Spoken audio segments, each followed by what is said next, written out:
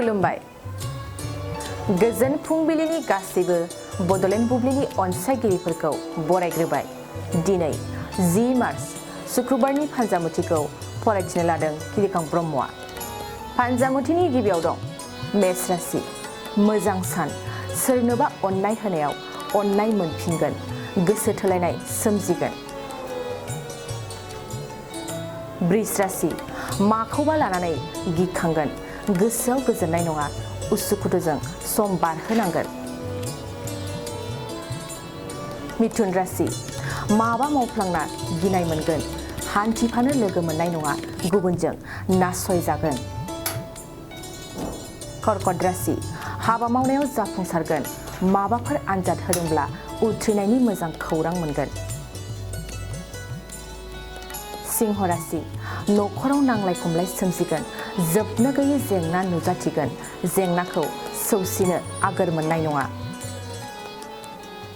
कन्या राशि। गोबावनिफ्राय नेना थानाय मिजिंआ जाफुंसारगोन, बयजोंबो अनजागोन, सोरनिफ्रायबाबो अनथोबफोर मोननो हागौ। तुला राशि। गाज्रि सान, सुथुरनि गाज्रि नोजोर गोग्लैगोन, थाखानाय धोना खहा जानोबो हागौ, सांग्रां जा।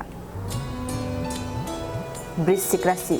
रां रुफा आरजिनो हागोन, फालांगियाव मुलाम्फा जागोन, जेखि मावा जाफुंसारगोन। धनु राशि।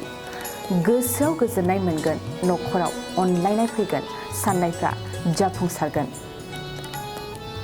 मकर राशि। माबेबा नुथाया नोंखौ लोरबां खालामगोन, गोसो गाज्रि जागोन, माखौबा सानफ्लांबाय थागोन। कुम्भ राशि। देहाखौ लोरबां मोनगोन, बेमार आजार सानाय सुनायजों भुगिनांनो हागौ, गोजान हान्थिनो हानाय नङा। मीन राशि। माखौबा हास्थायखुमागोन, हास्थायनायखौ मोनफुंनो थाखाय गोबां थांखि लागोन, लुबैनायखौ लाखिनो हानाय नङा। दिनै सानसेनि राशि फरायथिनायाबो एसेनोसै। आसा खालामो नोंथांनि दिनैनि साना मोजाङै मोजां थांगोन, बेखौ बडलेण्ड बुब्लि नखरनिफ्राय मिजिंथिबाय। गोजोन्थों। बाइक सालायनो मोजां मोनग्राफोरनि थाखाय गोजोनथाव खौरां। मार्च दाननि 22, 23 आरो 24 अक्ट' सानथामनि थाखाय दावहारु अट' एजेन्सिया नोंथांनो लाबोगासिनो मेगालन काम एक्सचेन्ज मेला। बे मेगालन काम एक्सचेन्ज मेलाखौ क'क्राझार बडलेण्ड गेस्ट हाउसनि साखाथियावनो खुंफुंगोन। बे मेलायाव बारा नङा 14,999 रांसिमाव डाउन पेमेन्ट होनानै बाजाज कम्पानिनि गुबुन गुबुन बाइकफोरखौ लनाव लानो हागोन।